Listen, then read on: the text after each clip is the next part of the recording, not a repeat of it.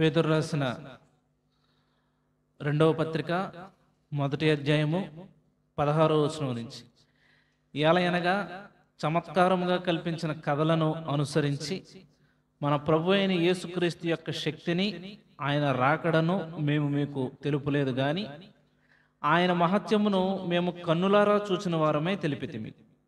ఈయన నా ప్రియకుమారుడు, ఈయన యందు నేను ఆనందించున్నాను అను శబ్దము మహాదివ్య మహిమ నుండి ఆయన యొద్దకు వచ్చినప్పుడు తండ్రి అయిన దేవుని వలన ఘనతయు మహిమయు ఆయన పొందగా, మేము ఆ పరిశుద్ధ పర్వతం మీద ఆయనతో కూడా ఉండిన వారమై ఆ శబ్దము ఆకాశము నుండి రాగా వింటిమి.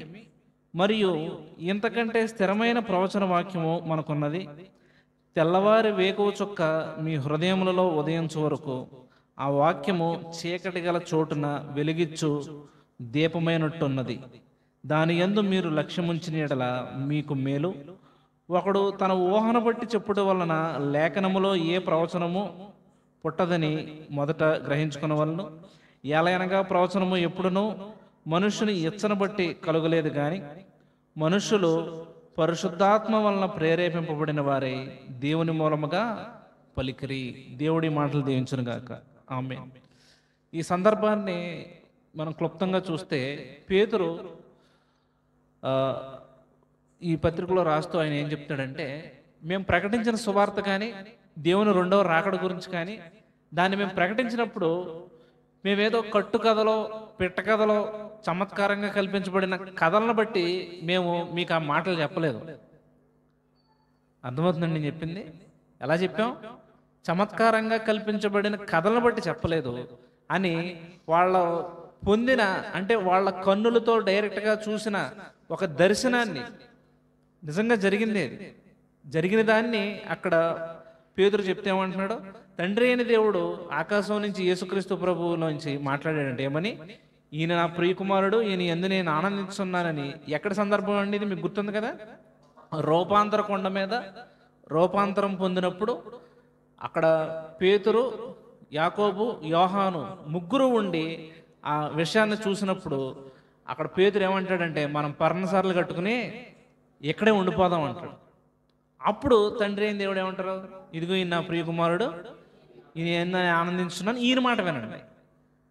ఆ సందర్భాన్ని పేతురు గారు చెప్తూ పేతురు ఏమంటాడంటే, దీనికంటే ది బెస్ట్ ఇంకోటి ఉందన్నాడు. అది నిజంగా ఆశ్చర్యపోవాల్సిన విషయం. మనం ఒకవేళ మనం ఉంటే ఏమంటాం? అసలు అయ్యి బాబాయ్ దానికి మించింది గొప్పది లేదు. నిజంగా గొప్పదే అది. యేసుక్రీస్తు ప్రభు వారు కళ్ళెదుట ఏమయ్యాడు? రూపాంతరం చెందాడు. ఆయన యొక్క వస్త్రములు ఏమైనాయి? దగదగ లోకముందు ఏ చాకలయో కూడా దాన్ని అంత తెల్లగా చేయలేడన్న ఆ దర్శనాన్ని, అంటే కళ్ళెదురుగుండా చూసి పేతురు గారు ఇప్పుడు ఏమంటున్నాడంటే, చూడండి 18వ వచనం, మేము ఆ పరిశుద్ధ పర్వతం మీద ఆయనతో కూడా ఉండిన వారమై ఆ శబ్దం ఆకాశం నుండి రాగా వింటమి. ఇదిగో చూడండి ఇప్పుడు 19వ వచనం, మరియు ఎంతకంటే స్థిరమైన ప్రవచన వాక్యము మనకున్నది. ఆ యేసుక్రీస్తు ప్రభు యొక్క శిష్యుడు, ప్రధాన శిష్యుడైన పేతురు చెప్తున్న మాట ఏంటంటే, ఆ దర్శనం కంటే గొప్పది ఇంకొకటి ఉంది. అదేంటంటే దేవుని యొక్క ప్రవచన వాక్యము. ఆ వాక్యము చీకటి కలిగిన చోట్ల వెలిగిచ్చు దీపమై ఉన్నది. కాబట్టి ఆయన వాక్యాన్ని హెచ్చించే స్థాయిని చూసారా? మీకు అర్థమవుతుందా వాక్యాన్ని హెచ్చించిన స్థాయిని?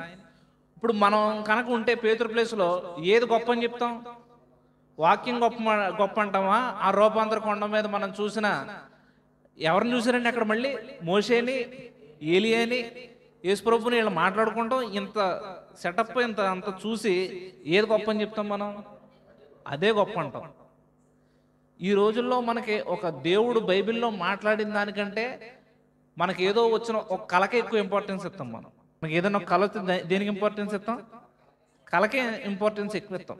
నేను తప్పు అంటలేదు, కానీ వాక్యం చెప్తుంది ఎంతకంటే స్థిరమైనది మనకు ఉంది. ఏంటి ఆ స్థిరమైనదంటే వాక్యం. ఈరోజు మనం బైబిల్ స్టడీలో మొత్తం 4 విషయాలు ఉన్నాయి. 4 విషయాలు ఏంటంటే, అది మొదటిదే చదవటం. మొదటిది ఏంటి? చదవటం. 2 గ్రహించటం. 2 ఏంటి? గ్రహించటం. 3 ధ్యానించటం, 4 గైకొనటం. మళ్ళీ చెప్పనా? చదవటం, గ్రహించటం, 3 ధ్యానించటం, 4 గైకొనటం. 4 విషయాలు గుర్తుపెట్టుకున్నారు కదా, రాసుకున్నారు కదా. ఈరోజు 4 విషయాలు మనకు చెప్తాను, టైం సరిపోదు. నేను 2 చెప్తాను. మొదటిది చదవటం, రెండోది ఏంటి? గ్రహించటం. ఈ 2 చెప్తాను. మొట్టమొదటిది చదవటం. దేవుడు వాక్యం ఇప్పుడు 66 పుస్తకాల గ్రంథంగా మనకు ఉన్నట్టుగా అప్పుడు ఆ రోజుల్లో ఈవెన్ యేసుక్రీస్తు ప్రభు ఆరోహణం అయిపోయిన తర్వాత ఈ పత్రికలు రాయబడిన తర్వాత కూడా లేదు ఒక గ్రంథం కింద. ఒక ఎగ్జాంపుల్ చూపిస్తాను చూడండి మీకు. కొలస్సీలకు రాసిన పత్రిక 4వ అధ్యాయము 15వ వచనం. లవదొకియలో ఉన్న సహోదరులకును నుంఫాకును వారి ఇంట ఉన్న సంగమునకును వందనములు చెప్పుడి. ఈ పత్రిక మీరు చదివించుకుని తరువాత లవదొకియా వారి సంఘములోను చదివించుడి. లవదొకియాకు వ్రాసి పంపిన పత్రికను మీరును చదివించుకునుడి. ఏమని చెప్తున్నాడు? మీకు రాసిన పత్రికను ఏం చేయండి? వాళ్ళకి పంపండి. వాళ్ళదే మీరు తెప్పించుకుని ఒకళ్ళదొకళ్ళు ఏం చేయండి? చదివించుకోండి. ఎందుకని? అప్పుడు మనకి ఇలా గ్రంథంలాగా ఏంటి వాళ్ళకి లేదు. అంటే పాత నిబంధన గ్రంథం ఉంది, మలాకి వరకు ఉంది, కానీ మిగిలిన ఏంటి లేవు. కానీ ఇప్పుడు ఈ రోజుల్లో మనకు చదువుకుంటాకి కన్వీనియంట్గా, వండర్ఫుల్గా ఏముంది? దేవుడు మనకి బైబిల్ని ఇచ్చాడు కదా. కాబట్టి ఇచ్చాడు. కానీ ఒక ఆయన ఇలాగ అన్నాడు, అన్నిటికంటే ఎక్కువగా కొనబడుతున్న పుస్తకం బైబిలే, కానీ తక్కువగా చదవబడుతుంది కూడా ఏంటి? బైబిలే. ఈరోజు సంఘంలో 100 మంది ఉంటే అందులో ఎంత శాతం బైబిల్ చదువుతున్నారని మీరు అనుకుంటున్నారు చెప్పండి? 100%లో ఎంత పర్సెంట్ బైబిల్ చదువుతున్నారు అనుకుందాం? 30 వేసుకుందామా? 40% వేసుకొచ్చుకోండి. దాన్ని ఎలా చదువుతున్నారు అన్నది కూడా మనకు ప్రాముఖ్యం. ఒకసారి బైబిల్ మూసేయండి మొత్తం అందరూ. ఈరోజు బైబిల్ చదివా? పొద్దున్న చదవలేదు. నువ్వు చదివా? ఏం చదివా? ఏంటి సామెతల డేట్ అంత ఈరోజు? 25, 26. ఏం చదివా చెప్పు? నువ్వు చదివా? చదవలేదు కదా. నువ్వు చదివా? ఏం చదివా? గుర్తులేదు. నువ్వు చదివావా? నువ్వు వద్దులే. నువ్వు చదివా హేమంత్? ఏం చదివా? గుర్తులేదు కదా. నువ్వు చదివామ్మా? చదవలేదు కదా. 100లో నేను 40% ఎందుకు చెప్పాను అంటే, ఇక్కడ తిప్పుకొడితే ఎంతమంది ఉన్నాం మనం? 15 మంది ఉన్నామా? 20 మంది ఉన్నాం. 20 మందిలోనే ఒక 4-5 ఏమంటున్నారు? చదవలేదు అంటున్నారు. ఇంకా మెజారిటీ హోల్ చర్చని తీసుకుంటే ఎంత? 40% కూడా ఉండదేమో, 30% ఉండొచ్చేమో. 30% ఏమవుతున్నారు? చదువుతున్నారు. ఏ స్టేజ్ ఇది మళ్ళీ చదవడం అన్నది? First stage. 4 చెప్పాను కదా. 4లో ఏంటి? ఫస్ట్ స్టేజ్నే 30% మంది ఏం చేస్తున్నారు? చదువుతున్నారు. మిగిలిన వాళ్ళు ఏంటి? చదవట్లేదు. ఎందుకు చదవట్లేదు చెప్పండి. చాలా సింపుల్ ఆన్సర్ అది. చదవకపోవడానికి కారణం ఏంటంటే ఆకలి లేదు. ఆకలి ఉంటే ఏం చేస్తావు నువ్వు? పొద్దున టిఫిన్ చేసావు తమ్ముడు? నువ్వు చేసావా? చెల్లి నువ్వు చేసావమ్మా? చేసావు. మరి బైబిల్ ఎందుకు చదవాలా? టిఫిన్ ఎందుకు చేసావు? ఆకలి వేస్తుంది. మరి ఇది ఎందుకు చదవాలా? ఆకలి వేయలా. ఆకలి వేసి ఉంటే ఏం చేస్తావు నువ్వు? కంపల్సరీగా చదువుతావు. ఏమవుద్ది? ఇప్పుడు ఒక్కోసారి మనకు ఒక పూట తినకపోతే చాలామంది ఏమంటారంటే గ్యాస్ట్రిక్ ఫామ్ అయిపోద్ది, అది ఇది రకరకాలు చెప్పాలి. మరి ఇది తినకపోతే ఆత్మలో ఏం ఫామ్ అవ్వాలి? పాపం ఫామ్ అయిపోద్ది. పాపం ఏమవుద్ది? అది ఫామ్ అయిపోతుంది. ఎప్పుడైతే అసలే నీకు ఆకలి లేదు. ఇప్పుడు చాలా మంది పిల్లలకి ఆకలి అయిపోతే డాక్టర్ దగ్గర తీసుకెళ్ళి ఏం చెప్తాం? మా పిల్లోడికి ఆకలి వేయట్లేదండి అంటే డాక్టర్ ఏం చెప్తాడు? పొట్టలో పురుగులు ఉన్నాయో లేకపోతే ఇంకోటి ఏదో చేసిందో అని ఏ టానిక్ ఏదో రాసేవడం ఏదో జరుగుతారు. ఆకలికి ఏదో దానికి ఏంటంటే ఏదో జబ్బు ఉంది కడుపులో. అలాగా నువ్వు వాక్యం దగ్గరికి రాలేకపోతున్నావు అంటే నీలో కూడా ఏముంది? జబ్బు ఉంది. ఇంత 66 పుస్తకాలు కలిగిన బుక్ మన చేతిలో పెట్టినా మనం చదవలేకపోతుందంటే అసలు మనకి ఎంత ఏమనాలి అసలు? అక్కడ ఆ రోజు ఆ కొలసీతోటి లవదొకియా సంగతి అంటే ఏం చెప్తాడు? మీకు పంపిందేమో వాళ్ళకి పంపుకోండి, వాళ్ళకి పంపింది మీకు పంపుకోండి. ఇప్పుడు అదే స్థితి మనకుంటే ఒకే బైబుల్ ఉంది, తాడేపల్లిగూడెం అంతటికే ఎలా ఉంటుంది చెప్పండి? అలా తాడేపల్లిగూడెం అంతటికి ఒక్క బైబులే ఉంది. ఏంటి పరిస్థితి? ఎలా ఉంటుంది అసలు మనకి? ఆ మధ్యన కొన్నేళ్ల క్రితం ఒక వీడియో బాగా వైరల్ అయింది. చైనాలో బైబిల్ బ్యాన్ అని చెప్పి, అంటే బైబిల్ దొరకట్లేని పరిస్థితి అని చెప్పి కొంతమందికి బైబిల్ని గిఫ్ట్ కింద ఒక పెద్ద పెట్టెలో తీసి ఓపెన్ చేసేటప్పటికి ఈగల ముసిరినట్టుగా బైబిల్ మీద పడిపోయి గుర్తుందా సిస్టర్ మీకు? ఒక్కొక్కళ్ళు ఒక బైబిల్ తీసుకుని దాని గుండెల మీద పెట్టేసుకుని దాన్ని ముద్దులు పెట్టేసుకుని ఏడుతున్నారు వాళ్ళు. దేనికోసం? బైబిల్ లేదు, వాక్యం లేక వాళ్ళకి. వాక్యం దొరికేటప్పుడు వాళ్ళకి ఎలా ఉంది? ఎంతో సంతోషం ఉంది. మనకు ఫ్రీగా ఉన్నాయి ఎక్కడెక్కడ బైబిల్. గిడియోన్స్ వాళ్ళు ఏం చేస్తున్నారు? ఫ్రీగా బైబిల్ పంచి పెడుతున్నారు. అయినా కానీ ఏమవట్లేదు, చదవట్లేదు. ఏం మాయరోగం మరి? వాక్యం ఇక్కడ మనకి ఏమని చెప్పారు? చీకటి కలిగిన వెలిగించు చోట వెలిగించే దీపం అది. ఆ పక్కన ఒక పేజీ చెప్తే తీయవసరం లేదు, కానీ యోహాను రాసిన పత్రిక మొదటి అధ్యాయం మొదటి వచనంలో ఏముంటది? జీవవాక్యమును కూర్చున్నది. స్టార్టింగ్ ఏమని రాశాడు? జీవవాక్యం కూర్చున్నది. అలా వాక్యం గురించి బైబిల్లో ఎన్ని మాటలు ఉంటాయి? ఇది వాక్యం అర్థమని ఉంటుంది, వాక్యము సుత్తు అని ఉంటుంది, వాక్యము ఖడ్గమని ఉంటుంది, ఎన్నిటితో పోల్చని ఉంటుందో. వాక్యము నీరై ఉండినని ఉంటుంది. కాబట్టి ఇంత వాక్యము ఇన్ని రకాలుగా దేవుడు పోల్చినప్పుడు ఆ వాక్యం ఏంటి? యోహాను సువార్త మొదటి అధ్యాయంలో ఉంటుంది కదా, అది ఎందు వాక్యం ఉండేను, వాక్యం దేవుని యొద్ద ఉండెను, వాక్యమే దేవుడే ఉండెను. ఆ వాక్యము కృపా సత్య సంపూర్ణుడిగా శరీరధారే మన మధ్య నివసించను. కాబట్టి ఈ వాక్యం మనకు లేకపోతే మనం ఎండిపోతాం. ఏమవుతాము? ఎండిపోతాం, డ్రై అయిపోతాం. కాబట్టి వాక్యాన్ని ఏం చేయాలి? చదవాలి, బాగా చదవాలి. ద్వితీయోపదేశకాండంలో ఒక మాట ఉంటుంది కదా, 17వ అధ్యాయం 22వ వచనం, లాస్ట్ టైం, తాను బ్రతుకు దినములన్నిటిను ఆ గ్రంథమును చదువుతుండవలెను. నువ్వు బ్రతికి దినాలన్నీ కూడా ఏం చేయాలి? చదువుతూనే ఉండాలి, చదువుతూనే ఉండాలి. మనం ఇప్పుడు నిర్లక్ష్యం చేస్తే తర్వాత చదవలేం. ఎందుకు చదవలేం? వృద్ధాప్యం వచ్చేస్తే చదవలేం. చిన్నప్పుడు ఎలాగో చదవలేం, బాల్యంలోనే సగం టైం పోద్ది, వృద్ధాప్యంలో సగం టైం పోద్ది, మిగిలిన టైంలో మన బిజీలు ఇది ఇందా చెప్పారు కదా, నిర్లక్ష్య పెడతామని, ఖాళీ లేదని, కారణాలు ఏమైనా కానీ చదవకపోతే ఏమవుతావు? నువ్వు ఎండిపోతావు. అందుకే ఇక్కడ వాక్యం చెప్తుంది, తాను బ్రతుకు దినములన్నిటను ఆ గ్రంథాన్ని ఏం చేయండి? చదువుతూ ఉండండి. ఎల్లప్పుడూ దీన్ని ఏం చేయండి? చదవండి. చదవటం అన్నది మనకి చాలా ప్రాముఖ్యమైన ముఖ్యం. ఇంతకు ముందు కూడా మీకు ఒక మాట చెప్పాను, ఒళ్ళు అలిసిపోకుండా చేసే పని ఏదన్నా ఉందంటే చదవటమే. ఇక్కడ మీరు చాలా మంది రకరకాల పనులు చేసేవాళ్ళు ఉన్నారు, మీ లేడీస్తో కూడా. ఒళ్ళు అలిసిపోకుండా చేసే పని ఇంకేముంటుంది? మీరు వంట చేస్తే ఒళ్ళు అలవకుండా ఉంటుందా? బట్టలు ఉతికితే ఒళ్ళు అలవకుండా ఉంటుందా? లేదా మీరు ఏదన్నా ఈ ఎలక్ట్రీషియన్ పనో లేకపోతే ఆటో డ్రైవింగ్ ఏ పని చేసినా ఏమవుద్ది? కానీ ఒళ్ళు అలిసిపోకుండా చేసే పని ఏంటి? అంటే ఈ చదవడానికి కూడా ఒళ్ళు అలిసిపోతుందంటే మరి ఇంకెంత సుఖపడిపోయారో నాకు అర్థం కావట్లేదు. ఇది చదవడానికి కూడా ఏంటి? కొంతమంది చెప్పే కారణాలు భలే ఉంటాయండి. మెళ్ళగేస్తున్నాయి అంటారు, తలపోటు వచ్చేస్తుంది అంటారు, నిద్ర వచ్చేస్తుంది అంటారు, ఖాళీ లేదంటారు. ఏం కారణాలు చెప్పండి? సుత్తి కారణాలు కదా ఇవన్నీ. వాక్యం చెప్తుంది, మీరు బ్రతుకు దినములన్నిటిని ఏం చేయండి? ఈ గ్రంథాన్ని చదవాలి. నెహెమ్యా గ్రంథం 8వ అధ్యాయం 8వ వచనంలో కూడా ఒక మాట ఉంటుంది. ఏమంటాడంటే నెహెమ్యా, ఎజ్రా ఈ గ్రంథాన్ని స్పష్టంగా చదివి వినిపించాడంట. స్పష్టంగా ఏం చేశాడు? చదివి వినిపించాడు. కాబట్టి మనం కూడా ఈ గ్రంథాన్ని ఎలా చదవాలి? స్పష్టంగా చదువుకోవాలి. స్పష్టంగా అంటే ఎలాగా? కనీసం మనం చదివిదైనా మనకు అర్థం కావాలి. మనం చదివిదైనా ఏంటి? మనకు అర్థం కావాలి. అలా చదవాలంటే మనం స్లోగా చదవాలి. నాకు తెలిసి ఒక 1000 సార్లు చెప్పుంటాను ఈ మాట. బైబిల్ని మీరు ఏం చేయాలి? స్లోగా, తొందర లేకుండా, చదివేది ఒక అధ్యాయమైనా లేకపోతే కొంత భాగమైనా నువ్వు చదివేది ఏం చేయాలి? స్లోగా, నెమ్మదిగా చదివితే అది నీకేమవుద్ది? నీ మనసులోకి, నీ హృదయంలోనికి ఎక్కుతూ ఉంటుంది. ఇంకొక మాట నేను చూపిస్తాను చూడండి. యెషయా గ్రంథం 34వ అధ్యాయం 16వ వచనం నుంచి, యెహోవా గ్రంథమును పరిశీలించి చదువుకొనుడి, ఆ జంతువులలో ఏదియూ లేక ఉండదు, దేని జతపక్షి దాని యొద్ద ఉండక మానదు. చాలండి. దేవుని యొక్క గ్రంథాన్ని ఏం చేయాలంట? పరిశీలించి చదువుకోవాలి. మీకు ఎప్పుడైనా ఎవరైనా లవ్ లెటర్ రాశారా? మీకు ఎవరైనా లవ్ లెటర్ రాశారా? ఒకవేళ రాస్తే దాన్ని ఎలా చదువుకుంటారా? ఎన్నిసార్లు చదువుతారా? దాన్ని ఎక్కడ పెట్టుకుంటారా? దాచుకుని చాలా జాగ్రత్తగా, కుదిరితే ఫ్రేమ్ కట్టించారా? కట్టించరా? వాక్యాన్ని కూడా ఇప్పుడు మనకు రాసిన ఒక ప్రేమలేఖ ఇది.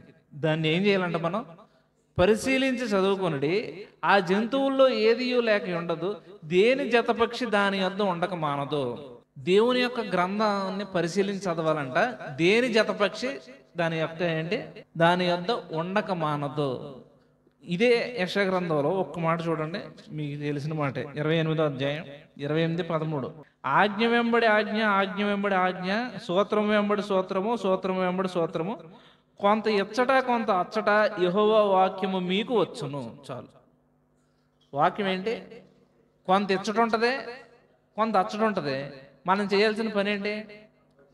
నెతుక్కుని చదువుకోవాలి. జిగ్జా పజిల్ ఉంటుంది కదా, తెలుసా మీకు? జిగ్జా పజిల్ ముక్కలు ఉంటాయి, చిన్నప్పుడు ఎప్పుడైనా ఆడారా?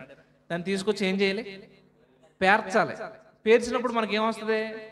ఒక క్లియర్ పిక్చర్ వస్తుంది, ఒక ఇమేజ్ వస్తుంది.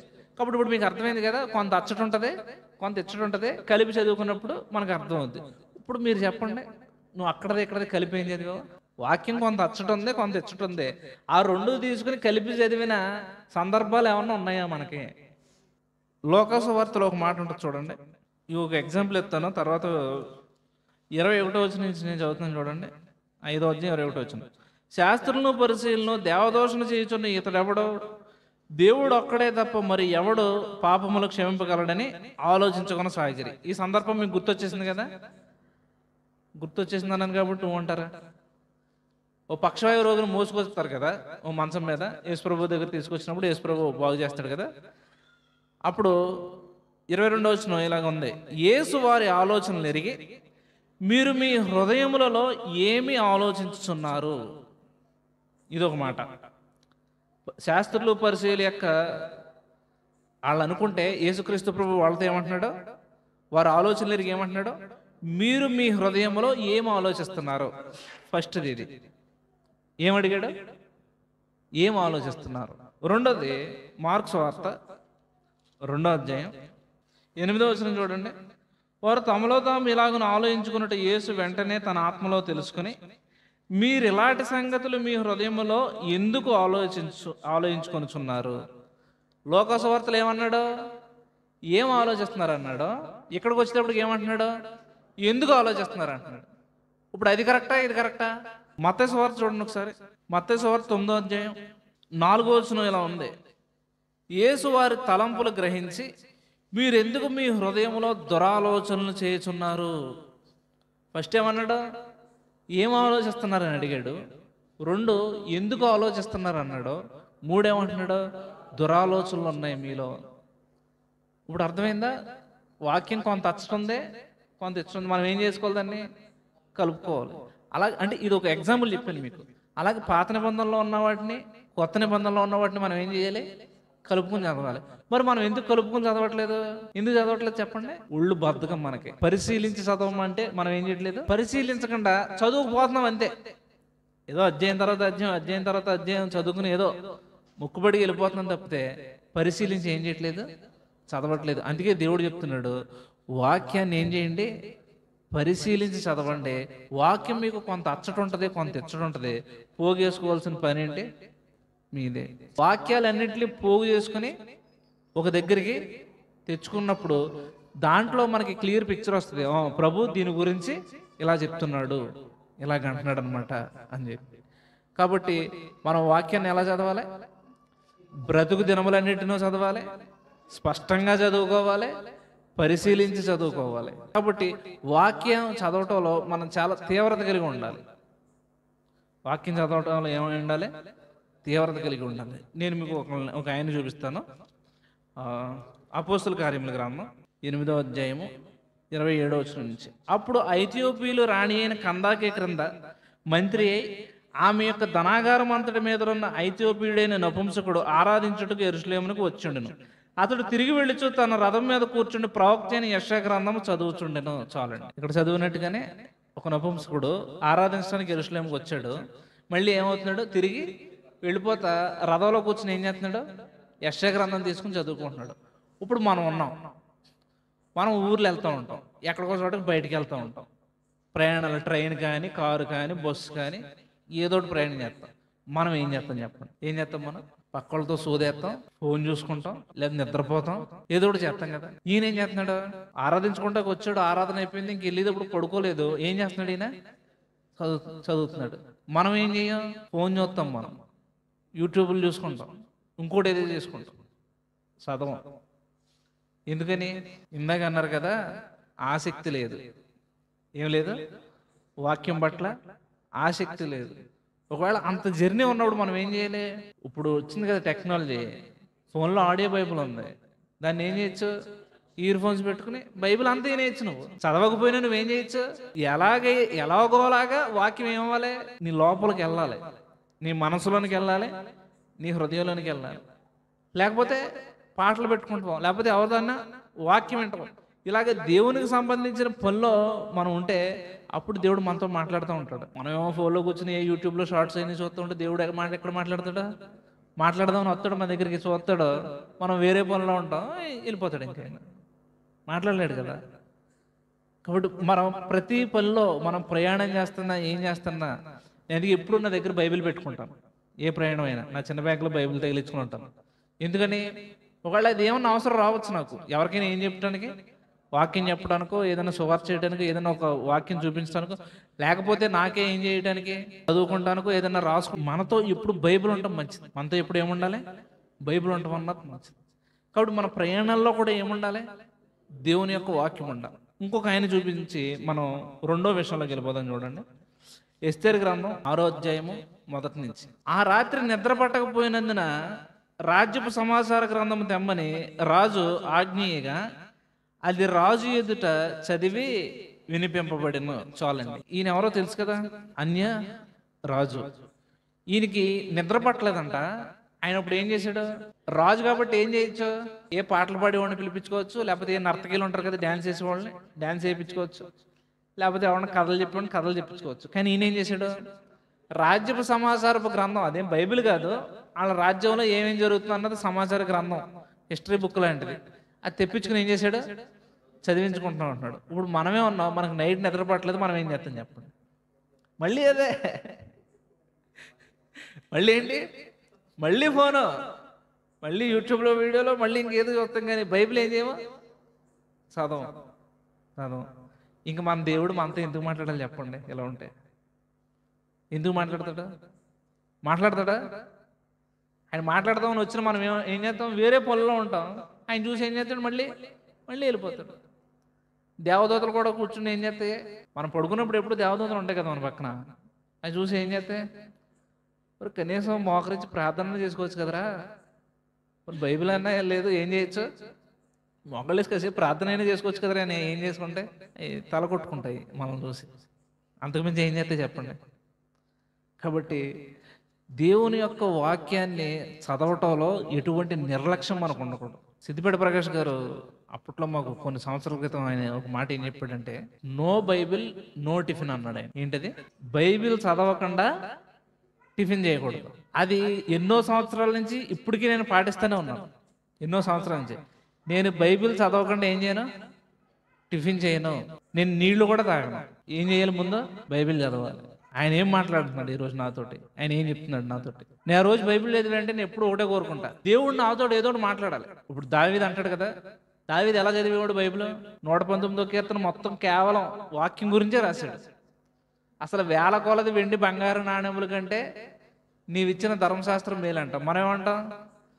వేల కొలది వెండి బంగారు నాణ్యములే మాకు మేలంటాం నీవిచ్చిన ధర్మశాస్త్రం కంటే, అలా అంటాం కదా. కానీ ఆయన ఏం చేసేవాడు? ఎల్లప్పుడూ చదువుతూ ఉండేవాడు, వాక్యాన్ని తన దగ్గర పెట్టుకునేవాడు, ధర్మశాస్త్రం గురించి క్షుణ్ణంగా తెలుసుకున్నాడు. కాబట్టి మనం కూడా మన జీవితాల్లో వాక్యానికి మనం ఇంపార్టెన్స్ ఇవ్వాలి. చాలాసార్లు నేను అనుభవించింది చెప్తాను. కొన్నిసార్లు మనకి రోజంతా బిజీగా ఉంటుంది, బైబిల్ చదవడానికి కుదరదు. భోజనం చేసిన తర్వాత లేకపోతే ఏదో మనకి చిన్న చిన్న టైం గ్యాప్స్ దొరుకుతాయి. మనకి చిన్న టైం గ్యాప్స్ దొరుకుతాయి. ఆ టైం గ్యాప్స్లోనే మనం ఒకసారి బైబిల్ ఓపెన్ చేసి ఏదో కొంచెం చదువుకున్నప్పుడు ఆ చదువుకున్న కొంచెంలో నుంచి దేవుడు చాలా ఎక్కువ మాట్లాడతాడు. నేను అది ఎక్స్పీరియన్స్ చేశాను. ఒకసారి రోజులో హడావిడి కింద ఉంటాయి కొన్ని డేస్ మనకి. ఆ టైంలో మనకి ఏదన్నా చిన్న టైం గ్యాప్ దొరికింది, వెంటనే ఓపెన్ చేసి ఏదన్నా ఒక విషయం చూసినప్పుడు దేవుడు దాంట్లో నుంచి అద్భుతమైన విషయాలు మాట్లాడేవాడు. దేవుడు అక్కడ ఎందుకు వేస్తున్నాడు మనకి అటువంటి విషయాలంటే, దేవుడు అక్కడ మన ఆసక్తిని చూస్తున్నాడు. దేవుడు ఏం చూస్తున్నాడు? ఆసక్తి. మేరీ జోన్స్ అన్న ఆమె గురించి ఒకసారి ఎడ్వర్డ్ విలియం గారు సాక్ష్యం చెప్పారు, గుర్తుందా మీకు? ఒక చిన్న ఆమె బైబిల్ గురించి ఎంతో తాపత్రయపడి ఎక్కడికెక్కడికో నడుచుకుంటూ వెళ్ళి ఒక ఆయన్ని బతిమాలి తెచ్చుకుంది. 200 సార్లు అండి బైబిల్ బ్యాంక్ అని కూడా పెట్టారంట ఆమె పేరు మీద. 200 సార్లు చదివిందండి. జార్జ్ ముల్లర్ గారు కూడా 200 సార్లు చదివాడంటే. జార్జ్ ముల్లర్ ఎంత పనిలో ఉండో అలా చదివాడు నాకు ఇప్పటికీ అర్థం కాదు. పోనీ ఆయన ఏమి ఖాళీగా ఉండేవాడు కాదు. పొద్దున్న లేచినప్పటి నుంచి నైట్ పడుకునే వరకు ఏదో ఒక పని ఆయనకి. ఆ పనిలో కూడా ఏం చేశాడు? ఆయన వాక్యాన్ని చదివాడు. ఎందుకంటే వాక్యం చదవడం అన్నదే అంత శ్రేష్టమైంది. ఎందుకంటే ఇది దేవుని మాట. ఎవరి మాట ఇది? దేవుని మాట. ప్రజల మాట వినీకంటే, లోకంలో ఉన్న మాటలు వినీకంటే దేవుడి మాటలు 4 మాటలు వింటే చాలు. దేవుడి మాటలు ఏంటి? 4 ముక్కలు. పెద్దలు అంటారు కదా, 4 రాళ్ళు వెనకేసుకోమని. మనం 4 వాక్యాలు వెనకేసుకుంటే చాలు మన జీవితానికి. మన జీవితం ఏమవుద్ది? ధన్యమైపోయింది. కాబట్టి మొట్టమొదటిదే చదవటం అయితే, రెండోది ఏంటంటే గ్రహించటం. రెండోది ఏంటి? చదివిన వాక్యాన్ని గ్రహించటం. మత్తయి సువార్త 24వ అధ్యాయము 15వ వచనం. కాబట్టి ప్రవక్త అయిన దానియేలు ద్వారా చెప్పబడిన నాశనకరమైన హేయ వస్తువు పరిశుద్ధ స్థలమందు నిలుచుట మీరు చూడగానే చదువువాడు గ్రహించుగాక. చాలండి. ఇది చాలా పెద్ద సబ్జెక్ట్ అండి. ఇప్పుడు అవదు, మనకి కుదిరితే ఎప్పుడైనా చెప్పుకుందాం. కానీ ఇక్కడ వాక్యం చెప్పేది ఏంటి? ఎవరైతే ఇది చదువుతున్నారో వాళ్ళు ఏం చేయాలి? గ్రహించాలి. చదివే వాక్యాన్ని ఏం చేయాలి? గ్రహించాలి. దేవుడు అంటే యేసుక్రీస్తు ప్రభు చెప్తా స్టార్టింగ్ ఏంటంటే, ఇది ఈ ప్రపంచం యొక్క అంతానికి ప్రారంభం, బిగినింగ్ ఆఫ్ ది ఎండ్ అంటారు కదా. అంతానికి ఏంటిది? ప్రారంభం. కాబట్టి ఇక్కడ ఈ వాక్యం ఉందే అంటే దానియేలు గ్రంథంలో చెప్పిన వాక్యము ఇప్పుడు మళ్ళీ యేసుక్రీస్తు ప్రభు చెప్పేదాకా కూడా ఎవరో గ్రహించలేదా?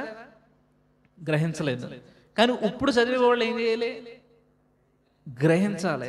గ్రహించడానికి దేవుడు ఏం చేశాడు? ఇక్కడ ఆ మాట రాయించాడు. అలాగా మనం చదివే వాక్యాన్ని ఏం చేయాలి? మనం గ్రహించాలి. అపోస్తుల కార్యంలో అతడు తిరిగి వెళ్ళుచు తన రథం మీద కూర్చుని ప్రవక్త అని యెషయా గ్రంథం చదువుచుండెను. అప్పుడు ఆత్మ ఫిలిప్పుతో, నీవు ఆ రథము దగ్గరికి పోయి దానిని కలుసుకునమని చెప్పాను. ఫిలిప్పు దగ్గరకు పరిగెత్తుకుని పోయి అతడు ప్రవక్త అయిన యెషయా గ్రంథం చదువుచుండగా విని, నీవు చదువునది గ్రహించుచున్నావా అని అడుగుగా, ఫిలిప్పు ఏమడుగుతున్నాడు? నువ్వు చదువుతున్నావు, కానీ నువ్వు చదివేది గ్రహిస్తున్నావా? ఇక్కడ ఉన్న మిమ్మల్ని కూడా నేను అదే ప్రశ్న అడుగుతున్నాను. మీరు బైబిల్ చదువుతున్నారు, చదివే మీరు వాక్యాన్ని గ్రహిస్తున్నారా? అది మన మైండ్లోనికి, మన బుర్రలోకి ఎక్కుతుంది. అది దాన్ని అర్థం చేసుకోగలుగుతున్నావా? వాక్యాన్ని గ్రహించకపోతే ఏదో మొక్కుబడిగా చదువుకుపోయినట్టు అంతే. ఏదో చదివేశాం. ఇందాక అన్నాం కదా, నో బైబిల్ నో టిఫిన్ అని. ఇప్పుడు మళ్ళీ టిఫిన్ అంటారు ఇంట్లో. మళ్ళీ దేవుడికి ఏదో చెప్పాలి, గబగబా టిఫిన్ చేయాలి. కాబట్టి ఏం చేద్దాం? ఒక అధ్యాయం చదివేసి తినేద్దాం. దానివల్ల ఉపయోగం లేదు. నువ్వు ఏదైతే వాక్యాన్ని చదువుతున్నావో ఆ వాక్యాన్ని ఏం చేయాలి? గ్రహించాలి. నేను చాలా మందిని అడుగుతాను. ఇప్పుడు అడిగాను కదా మిమ్మల్ని, కొంతమందిని చదివేమన్నారో, ఏం చదివేమండి ఏమన్నారో మర్చిపోయామంటున్నారు. కొంతమంది గుర్తుంటుంది, దాని అర్థం ఏంటి అసలు ఏంటంటే, ఏం మాకేం తెలియదు అంటున్నారు. ఎందుకని? గ్రహించట్లేదు. ఎందుకు గ్రహించలేకపోతున్నారు? ఎందుకు గ్రహించట్లేదంటే, దాన్ని గ్రహించేలా చదివే అంత ఖాళీ లేదు. అటు మైండ్లో ఖాళీ లేదు, ఇటు మనకేంటి గ్రహించాలి. నేను చదివేది ఏంటి, నేను అర్థం చేసుకోవాలన్న ఆ గ్రహింపు లేకుండా చదువుకుపోవడం వల్ల ఏమవుతుంది? వాక్యాన్ని గ్రహించలేకపోతున్నారు. నెహెమ్యాలో ఒక మాట ఉంటుంది కదా, చూడండి ఒకసారి. 8వ అధ్యాయం 2వ వచనం. యాజకుడైన ఎజ్రా 7వ మాసము మొదటి దినమున చదువుబడదాని గ్రహింప శక్తి గల స్త్రీ పురుషులు కలిసిన సమాజం అంతటి ఎదుటను ఆ ధర్మశాస్త్ర గ్రంథము తీసుకుని వచ్చి నీటి గుమ్మము ఎదుటనున్న మైదానంలో ఉదయం మొదలుకొని మధ్యాహ్నం వరకు నిల్చున్న ఆ స్త్రీ పురుషులకును తెలివితో వెనకల వారందరికీ చదివి వినిపించు వచ్చును. ఆ జనులందరూ ధర్మశాస్త్ర గ్రంథమును శ్రద్ధతో వినిరి. ఏమనుందండి? చదువుబడదాని గ్రహింప శక్తి గల స్త్రీ పురుషులు. వాళ్ళందరూ ఏంటంట? ఎజ్రా ఏదైతే చదువుతున్నాడో ఆ చదివింది విని వీళ్ళు ఏమవుతున్నారు? గ్రహించగలుగుతున్నారు. చాలాసార్లు నేను ఆదివారం వాక్యం చెప్పిన తర్వాత సాయంత్రం మాటలో కొంతమందిని అడుగుతాను, ఏం వాక్యం చెప్పానో అని అడుగుతాను. వాళ్ళు చెప్పే ఆన్సర్లు నాకు బుర్ర తిరిగిపోతాయి. మొన్న మధ్యన మా చిన్నంటిని అడిగాను, ప్రసన్న అడిగింది, ఏం వాక్యం చెప్పారంటే షడ్రక్ మేషక్ అబేద్నెగో గురించి చెప్పండి. అసలు ఆ టాపిక్ ఇది ఇలా ఆదివారం ఏంటి, ఆ పేర్లు కూడా ఎత్తలేదు కనీసం. అంటే మనం వింటున్నాం కానీ దాన్ని ఏం చేయలేకపోతున్నాం? గ్రహించలేకపోతున్నాం. ఎందుకు గ్రహించలేకపోతున్నాం అంటే మన మైండ్ని ఇంకోటి ఏదో ఆక్రమించింది, మన మనసును ఇంకోటి ఏదో ఏం చేసింది, ఆక్రమించడం వల్ల ఏం చేయలేకపోతున్నాం? గ్రహించలేకపోతున్నాం. చదువుకునే వాళ్ళు కూడా చూడండి, ఆ టైంలో చదువుకోలేకపోవడానికి కారణం ఏంటి? ఆ మైండ్ని ఏం చేయటం, ఇంకోటి ఏదో ఆక్రమించడం వల్ల వాళ్ళు ఏం చేయలేకపోతున్నారు? చదివిన దాన్ని గ్రహించలేకపోతున్నారు. కానీ ఇక్కడ ఎజ్రా చదివే వాటన్నిటినీ కూడా గ్రహించే స్త్రీ పురుషులు ఉన్నారంట. తెలివితో వినగలిగిన వాళ్ళందరూ కూడా ఏమై ఉన్నారు? అక్కడ ఉన్నారు. కాబట్టి మనం బైబిల్ చదివేటప్పుడు మనం ఏం చదువుతున్నామన్న స్పృహ, గ్రహింపు మనకు ఉండాలి. ఇందాక చెప్పిన విషయమే, స్పీడ్గా కాదు, స్లోగా. అసలు ఎవరు చెప్తున్నారు, ఎందుకు చెప్తున్నారు, ఎక్కడ చెప్తున్నారు, ఎలా చెప్తున్నారు, ఇది ఎవరికే, ఎందుకు, ఎప్పుడు జరిగింది, ఆ సందర్భం ఏంటి, ఇప్పుడు దీన్ని మనకు ఎలా అన్వయించుకోవచ్చు, ఆ కాలం ఏంటి, ఆ పరిస్థితులు ఏంటి, అవన్నీ మనం ఆలోచించకుండా ఏదో చదువుకుంటూ పోతే ఏముంటుంది? గ్రహించకుండా చదివేయటం వల్ల ఉపయోగం ఏముంది? యేసుక్రీస్తు ప్రభు లోకసువార్తలు ఇలాగంటాడు చూడండి ఒకసారి. 24వ అధ్యాయం అండి. ఎంఐ గ్రామానికి వెళ్తున్నప్పుడు ఇద్దరు వారితో యేసుక్రీస్తు ప్రభు వచ్చి సంభాషిస్తాడు, మాట్లాడతాడు. 24వ వచనం, 24వ అధ్యాయం 24వ వచనం నుంచి నేను చదువుతున్నాను చూడండి. మాతో కూడా ఉన్న వారిలో కొందరు సమాధి వద్దకు వెళ్ళి ఆ స్త్రీలు చెప్పినట్టు కనుగొనేరు కానీ ఆయనను చూడలేదని ఆయనతో చెప్పిరి. ఆ ఇద్దరు శిష్యులు యేసుక్రీస్తు ప్రభుతో, అంటే ఆయన యేసుక్రీస్తు ప్రభు అని గుర్తుపట్టలేదు. ఆయన ఏమంటున్నారు, మాతో కూడా ఉన్న స్త్రీలు 3వ దినాన్న పునరుద్ధానం దినాన్న వెళ్ళి చూశారు కానీ ఆయన ఏం చేయలేదు, కనుగొనలేదు అని వీళ్ళ బాధతో దుఃఖంతో చెప్తే ఆయన ఏమంటున్నాడు చూడండి. 25వ వచనం, అందుకైన అవివేకులారా, ప్రవక్తలు చెప్పిన మాటలనన్నిటినీ నమ్మని మందమతులారా, క్రీస్తు ఇలాగూ శ్రమపడి తన మహిమలో ప్రవేశించడం అగత్యము కాదా అని వారితో చెప్పి, మోషేయు సమస్త ప్రవక్తలను మొదలుకొని లేఖనములన్నిటిలో తన్ను గూర్చిన వచనముల భావము వారికి తెలిపారు. అదండి. సర్లే పోలే, మీకు అర్థం లేదు కదా అని అంటున్నాడు ఆయన. లేదు, గట్టిగా తిడుతున్నాడు. ఒక ముద్దోళ్ళారా, మనలా చెప్పాలంటే అదే అన్నాడు ఆయన. అవివేకులారా, మందమతులారా అంటే ఏంటి? ఒక ముద్దు బుర్రా, కీర్తనలోను ప్రవక్తల గ్రంథాల్లోనూ చెప్పని నమ్మట్లేదురా మీరు, ఆయన నమ్మితే ఏంటి మీకు అర్థం అవుద్ది అని వాటి భావాన్ని ఏం చేశాడు, తెలియజేశాడు. ఈ రోజు మీరు ఇక్కడ చదువుతున్నారు కానీ మీ బుర్రలు, అంటే అందరినీ అంటలేదండి, మీ బుర్రలు ఎలాగున్నాయి? చిన్నప్పుడు స్కూల్లో కొంతమంది టీచర్లు కానీ ట్యూషన్లో టీచర్లు కానీ ఏం తిడతారు, వీడు మొద్దు, మట్టి బుర్ర, మొద్దు బుర్ర అని తిడతారు కదా. ఇప్పుడు మనల్ని తిట్టాలి అలాగా. మరి మనల్ని తిట్టేవాడు ఎవడున్నాడో, తిట్టకే ఇలాగ అయిపోయాం. తిడితే బాగుండి ఎవరైనా, ఇంక నేనే తిట్టాలా? ఇప్పుడు అలా తిడితే ఇంక ఎప్పుడు తిడుతున్నారని అనుకుంటారు మళ్ళీ. ఇప్పుడు ప్రభు అదే అంటాడు, మీరు ఏం చేయండి, అక్కడ రాసున్న మాటలు నమ్మండి, దాన్ని గ్రహించండి అది ఎలాగున్నాయో. యేసుక్రీస్తు ప్రభు 3.5 సంవత్సరాలు ఎన్నోసార్లు చెప్తాడు వాళ్ళకి, ఏమని, మనుష్య కుమారుడు ఎలాగా పాపుల చేతికి అప్పగింపబడతాడో, ఆయన శ్రమ పెడతారో, సిలువేస్తారని చెప్తే ఒక్కడు కూడా పట్టించుకోడు దాన్ని. యేసు ప్రభు తర్వాత ఎవరు సీటు, ఎవడు ప్రధానం, ఎవడు లీడరు, ఎవడు నాయకత్వం, ఈ గొడవే తప్పితే ఆ గొడవ ఏమన్నా ఉందా? ఆ గొడవ ఏం లేదు. కాబట్టి వాక్యంలో మీకు ఇంకా విచిత్రం ఏంటంటే, యేసుక్రీస్తు ప్రభు 4 సువార్తల్లో కూడా 3 సువార్తల్లో కూడా, అంటే 4 3 సువార్తల్లో చాలాసార్లు ఒక అడిగే మాట ఏంటంటే, మీరు చదవలేదా? మత్తయి సువార్త 12వ అధ్యాయం 3 నుంచి నేను చదువుతున్నాను చూడండి. ఆయన వారితో ఇట్లా, తానును తనతో కూడా ఉన్న వారును ఆకలిగొని ఉండగా దావీదు చేసిన దాని గురించి మీరు చదవలేదా?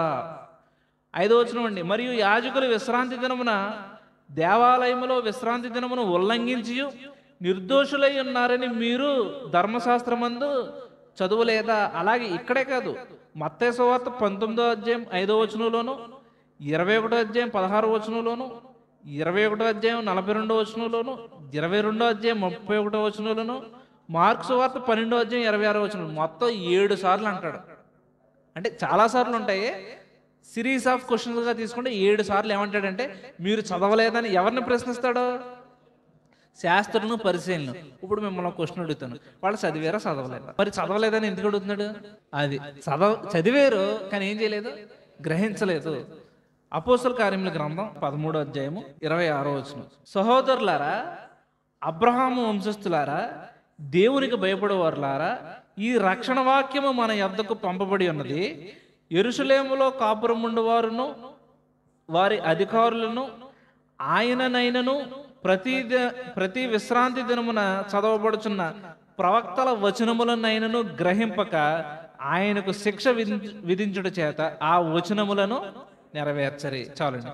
ప్రతి విశ్రాంతి దినమున ఆ ప్రవక్తల గ్రంథాల్లో ఉన్న వచనాలు ఏమవుతున్నాయి, చదువుతున్నారంట కానీ గ్రహించలేదంట. గ్రహిస్తే కనుక ఆయన్ని సిలువ వేయకపోదురంట. గ్రహించకపోవడం వల్లనే వాళ్ళు యేసుక్రీస్తు ప్రభుని ఏం చేశారు, సిలువేశారు. మనం కూడా వాక్యాన్ని గ్రహించకపోతే తప్పిపోయే ప్రమాదం చాలా ఉంది. యేసుక్రీస్తు ప్రభు దగ్గరికి శాస్త్రుల పరిశీలు గుంపుగా వచ్చి ఒక గొప్ప క్వశ్చన్ అడుగుతారు. ఏంటా క్వశ్చన్ అంటే, ఇలాగ బోధకుడా, మా దగ్గర ఒకడు ఉండేవాడు, ఆడికి పెళ్ళయింది, పెళ్ళైన తర్వాత ఆడు చచ్చిపోయాడు, ఆడు చచ్చిపోయిన తర్వాత ఆడు తమ్ముడు పెళ్లి చేసుకున్నాడు, ఆడు చచ్చిపోయాడు, అలా 7 పెళ్లి చేసుకుని 7 చచ్చిపోయారు. పునరుద్ధానం మందు వాళ్ళందరిలో ఈవిడికి ఎవరు భార్య అవుతుంటారు. అది ఎంత గొప్ప క్వశ్చన్ కదా అది. ఒకడు ఉన్నాడంటే ఆడు చచ్చిపోయాడు అంటే 7 పెళ్లి చేసుకున్నారంట, ఇప్పుడు పునరుద్ధానం మందు అందులో అసలు ఎవరికి భార్య అవుద్ది? అప్పుడు యేసు ప్రభు ఏమంటాడంటే, మీరు లేఖనములను ఎరుగక పొరబడుతున్నారు. మీరు లేఖనాలను ఏం చేస్తున్నారు? లేఖనములను కానీ దేవుని శక్తిని కానీ ఎరుగకపోవడం వల్ల పొరబడుతున్నారు. మరొక మాట చెప్తాడు చూడండి, 27వ వచనం, ఆయన సజీవుల దేవుడు కానీ మృతుల దేవుడు కాడు, కావున మీరు బహుగా పొరబడుచున్నారని వారితో చెప్పెను. లేఖనాలని సరిగ్గా గ్రహించకపోతే, అర్థం చేసుకోకపోతే ఏమవచ్చు? పొరపాటు పడచ్చు. సరైన గుండు ఆయనకి ఇష్టం అంటే ఏంటి దాని అర్థం? ఒక ఆయన దానికి ఎక్స్ప్లెనేషన్ ఇచ్చాడు. ఏంటి ఎక్స్ప్లెనేషన్ చెప్పనా? దొంగ త్రాసు యెహోవాకు అనుకూలం కాదు, సరైన గుండు ఆయనకి ఇష్టం కదా. దొంగ త్రాసు అంటేనంట తోస్పం అంట, అది సాతానంట. ఏదేళ్ళలో ఉంది కదా, అది సాతానంట. దాన్ని మనం సరైన గుండెట్టుకుని కొట్టేయాలంట. మరి అంత గొప్పగా ఇంటర్ప్రిటేషన్ చేసేవాళ్ళు ఉన్నారు. ఇప్పుడు వాళ్ళ దగ్గరికి వెళ్ళి మనం ఇదే చెప్పారు, మీరు లేఖనాలను కానీ దేవుడి శక్తిని కానీ ఎరగక మీరు ఏమవుతున్నారు? బహుగా పొరపాటు పడుతున్నారు. చాలా మంది తెలియని వాళ్ళు ఏమనుకుంటారు? అది నిజం అనుకుంటారు. అంటే లేఖనాలను మనం సరిగ్గా చదవకుండా, దాన్ని సరిగ్గా గ్రహించలేదనుకో, ఎంత పొరపాటు పడిపోతాం. ఇంకొక ఆయన ఏం చెప్తున్నాడు, కొత్తగా ఒక దుర్బోధ వచ్చింది. షించియోంజి పీటర్ ఒక వాక్యాలు చెప్తున్నాను. ప్రకటన గ్రంథంలో 17 అధ్యాయాలు నెరవేరిపోయినాయి అంట. ఇంకేమున్నాయి? 18, 19, 21, 22, 4 అధ్యాయాలు ఉన్నాయంట. ఎక్కడ నెరవేరబడిపోయినాయి అంటే కొరియాలో ఉన్న వాళ్ళ చర్చిలో నెరవేరబడిపోయినాయి అంట. మరి మిగిలిన వాళ్ళందరూ ఏంటి అంటే, కొరియాలో ఉన్న ఆ చర్చిలో నెరవేరబడటానికి ప్రకటన గ్రంథం దేవుడు రాయించి మన అందరికీ ఇచ్చాడా? ఇక్కడ వాక్యం చెప్తుంది కదా, మీరు లేఖనములను కానీ దాని శక్తిని కానీ ఎరుగక మీరు ఏమవుతున్నారు? బహుగా పొరపడుచున్నారు. కొంతమంది చేసి ఇంటర్ప్రిటేషన్ చాలా భయమేస్తుంది. అలా తలుచుకుంటాకే దారుణంగా ఉంటుంది. దావీదు పుట్టుక గురించి కూడా ఒక ఆయన అలాగే చెప్పాడు. కడసారి వాడు ఒకడు ఉన్నాడు, ఆయన రమ్మని వెళ్తారు కదా అభిషేకించడానికి వెళ్ళినప్పుడు. ఆయన ఏం చెప్పాడు తెలుసా? దావీదు వాళ్ళ అమ్మకు పుట్టలేదు, ఆవిడకో అదే వాళ్ళ నాన్నకు పుట్టలేదు, వేరే వాళ్ళ అక్రమ సంబంధంలో పుట్టాడు అన్నాడు. ఏంటంటే నేను పాపంలో జన్మించాను, పాపంలోనే నా తల్లి నన్ను గర్భంలో మోసిందని అంటాడు కదా. దాన్ని ఆయన అలా ఇంటర్ప్రిట్ చేశాడు. గుండ్లు బోదుకుని సావాలి మనం అలాంటివన్నీ వింటాకి. ఎంత భయంకరం అది. అప్పుడు లేఖనాలను మనం ఏం చేయాలి? స్పష్టంగా జాగ్రత్తగా ఇది దేవుని వాక్యం అని ఒళ్ళు దగ్గర పెట్టుకుని చదివి, ప్రభువా దీంతో ఏం మాట్లాడుతామని మనం ఏం చేయాలి? దాన్ని జాగ్రత్తగా గ్రహించాలి. అది మనకు అర్థం కాకపోతే 2-3 సార్లు చదువుకోవాలి. ఇప్పుడు ఒక్కోసారి వాక్యం మనకి వెంటనే అర్థమైపోతాం, మనం ఏం చేయాలి? ఇంకా 2-3 సార్లు చదివి అసలు ఏం చెప్తుంది ఇంకా కుదిరితే ఇంగ్లీష్ బైబిల్లో చూసుకుని. ఒక్కోసారి మనం ఇక్కడ ఉన్నది తెలుగులో ఒకలాగా ఉంటుంది, ఇంగ్లీష్లోకి వెళ్ళిన తర్వాత మొత్తం మారిపోద్ది. ఇప్పుడు తిమోతి తోటి పౌలు ఏం చెప్తాడంటే, నేను వచ్చే వరకు చదువుటి ఎందును, హెచ్చరించుటి ఎందును, బోధించుటి ఎందును జాగ్రత్తగా ఉండమన్నాడు. నేను చాలాసార్లు ఏమనుకున్నానంటే అది చదవటం మామూలు బైబిల్ చదవడం అనుకున్నాను. కానీ ఇంగ్లీష్ బైబిల్ ఏముంటుంది? నిలబడి చర్చ్ వాళ్ళందరికీ ఏం చెయ్యి? బైబిల్ చదివి వినిపించాను ఉంటాను. ఎందుకంటే ఇప్పుడు బైబిల్ లేవు కదా, వాక్యం లేదు కదా, వాక్యాన్ని మిగిలిన వాళ్ళందరికీ ఏం చెయ్యి? చదివి వినిపించు. అంటే తప్పేం కాదులేండి, నేను అనేది అంత భయంకరం కాదు కదా. వాక్యాన్ని మనం పోల్చుకోవాలి. దేన్ని ఏం చేయాలి? పోల్చుకోవాలి. ఇంగ్లీష్లో ఎలా ఉంది, ఇంకా హెబ్రూ గ్రీకులోకి వెళ్ళి ఆ భాషలో చూసేటప్పటికి ఇంకా ఇదిగా ఉంటుంది. కాబట్టి మనకు అనుగ్రహించబడిన దాన్ని బట్టి మనం ఏం చేద్దాం? జాగ్రత్తగా చదివింది కొంచెమైనా పోనీ, చదివింది ఏంటి కొంచెమైనా, ఏదో చిన్న భాగం 4-5 వచ్చిన ఒక టెక్స్ట్ ఏదో తీసుకుని దాన్ని జాగ్రత్తగా స్పష్టంగా మనకు అర్థమయ్యేలాగా గ్రహించి చదువుకుంటే అది మనకేంటి? వాక్యం జీవం. తొందరపడి ఏదో గబగబా చదివేసి, చాలా మంది చెప్తారు కదా, ఇప్పుడు జనవరి 1 వస్తుంది కదా, పెట్టుకుంటారు టార్గెట్, సంవత్సరంలో బైబిల్ చదివేలేని, చదవరు. డిసెంబర్ వచ్చేద్ది, ఇప్పుడు డిసెంబర్ 1 కదా, ఇంక ఈ నెలలో మిగిలిన బైబిల్ అంతా చదివేస్తారు. ఏమన్నా ఉపయోగం ఉందా అలాగా? కాబట్టి ఇన్నిసార్లు చదివాను అనడానికి లేదు, కానీ ఉన్న టైంలో ఎక్కువ టైము బైబిల్ మీద స్పెండ్ చేయడం అన్నది చాలా ముఖ్యం. ఆ మధ్యన ఎవరో ఒక ఆయన ఫోటో పెట్టారు, ఒక ట్రాఫిక్ కానిస్టేబుల్ ఆటోలో కూర్చొని ఏం చేస్తున్నాడు? బైబిల్ చదువుకుంటున్నాడు. ఖాళీ ఎక్కడ ఉంటుంది చెప్పండి వాళ్ళకి? ఒకసారి చెప్పులు కుట్టుకునే ఆయన, ఎక్కడో కాదు మన గుడువు కాలవతల జడ్పేజ్ స్కూల్ ఎదురుకుండానే చెప్పులు కుట్టుకునే ఆయన నీ బైబిల్ ఓపెన్ చేసుకుని ఏం చేస్తున్నాడు? అక్కడ బైబిల్ చదువుకుంటున్నాడు. నాకు ఎంత ముచ్చటేసిందో, ఫోటో ఉండాలి నా దగ్గర. కాబట్టి దేవుని యొక్క దివ్య వాక్యం ఇది, దివ్య గ్రంథం ఇది. పడతాం కదా అప్పుడప్పుడు, కొన్నిసార్లు హెబ్రోన్లో పడతారు కదా, పఠింప శ్రేష్ఠ గ్రంథం బైబిల్ అని చెప్పి పాట పాడతాం కంటే దీన్ని ఏం చేయాలి? ఎక్కువ చదవాలి. ప్రార్థన చేసుకుందాం. మిగిలిన 2 విషయాలు మనం వచ్చే వారం మాట్లాడుకుందాం.